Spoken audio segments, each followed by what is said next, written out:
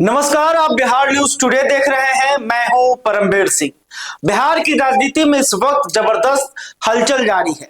RJD जो कभी बिहार में सबसे बड़ी पार्टी बनकर उभरी थी, वही अब सिर्फ 25 सीटों पर सिमट गई है। लेकिन सबसे दिलचस्प बात यह है कि कहानी हार से ज्यादा हार के बाद होने वाले घटनाक्रम की है। आरजेडी की हार ने जिस तरह पार्टी के भीतर बहस, आरोप और बगावत का माहौल खड़ा किया है, वो आने वाले महीने में पार्टी की दिशा तय करेगा। आज हम सबसे विस्तार से बात करेंगे आरजेडी की उस समीक्षा बैठक की, जिसने पार्टी की अंदरूनी दूरियों को खुलकर सामने ला दिया है। बिहार चुनाव में करारी हार के बाद तेजस्वी यादव ने सबसे पहले मगध प्रमंडल की बैठक बुलाई, लेकिन मीडिया रिपोर्ट बता रही है कि कहने को यह समीक्षा बैठक थी, लेकिन जैसे ही चर्चा शुरू हुई, माहौल समीक्षा से ज्यादा सवाल जवाब और कटघरे जैसा हो गया।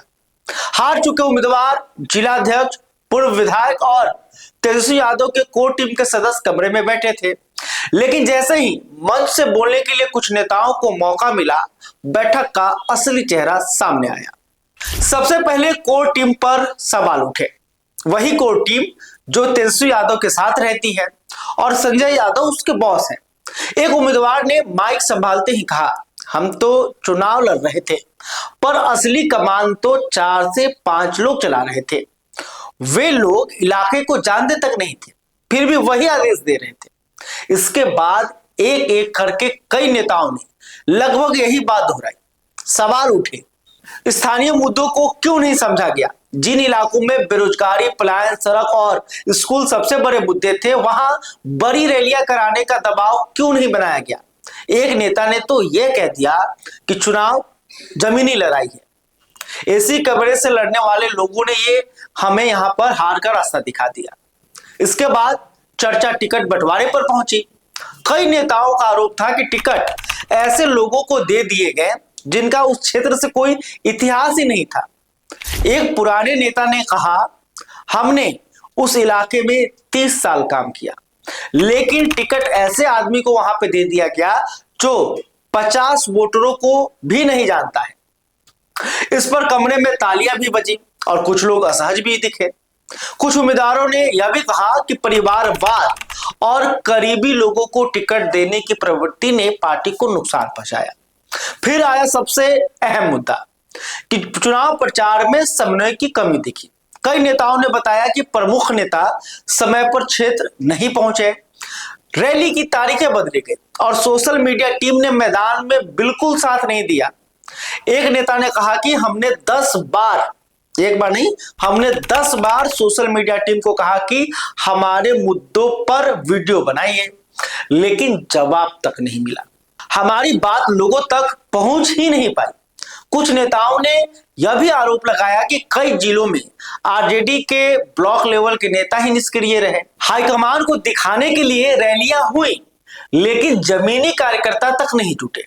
आरजेडी की बैठक में यह भी सामने आया कि गठबंधन के साथी दलों ने भी सहयोग नहीं दिया। कांग्रेस के कार्यकर्ता कई सीटों पर गायब मिले।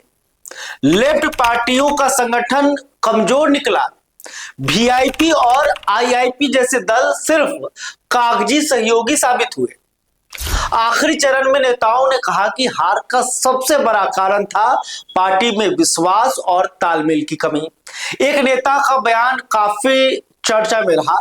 उनका बयान यह था कि हम चुनाव लड़ रहे थे, पर लड़ाई अपने ही घर में थी।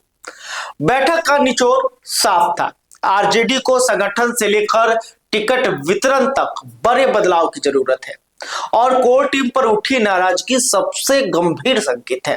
आपको बता दें कि यह हाल सिर्फ आरजेडी का नहीं है। हाल ही में कांग्रेस की समीक्षा बैठक भी दिल्ली में हुई। बैठक छोटी थी, लेकिन विवाद बड़ा था। वैशाली से उम्मीदवार इंजीनियर संजीव ने आरोप लगाया कि चुनाव से ठीक पहले जो 18 नए नेता आए, उन्हें टिकट दे दिए गए और पुराने मेहनती कार्यकर्ताओं को किनारे कर दिया गया। इस पर जितेंद्र यादव, जो कि पूर्णिया से उम्मीदवार थे, वो भड़क गए। उन्होंने कहा कि नए लोगों को मौका देना गलत कैसे है, आप भी कभी नए ही थे बहस इतनी बढ़ी कि दूसरों को बीच बचाव करना पड़ा। कथित तौर पर धमकी जैसे आरोप लगे, लेकिन बाद में संजीव ने कहा कि बयान को तोड़ मरोड़ कर पेश किया गया। खैर, आगे का रास्ता दोनों दलों के लिए कठिन है। अगर महागठबंधन को टिकना है तो इन बैठकों से निकले संदेशों को गंभीरता से लागू करना पड़ेगा, तब जाकर बिहार को जीता जा सकता है। खैर, अभी तक आपने हमारे चैनल को सब्सक्राइब नहीं किया है तो तुरंत कर लें। आरजेडी को लेकर, कांग्रेस को लेकर, महागठबंधन को लेकर आप क्या सोचते हैं कमेंट करके जरूर बताइएगा। वीडियो फेसबुक पर देख रहे हैं तो हमारे पेज को भी फॉलो कर लें। बहुत बहुत धन्यवाद।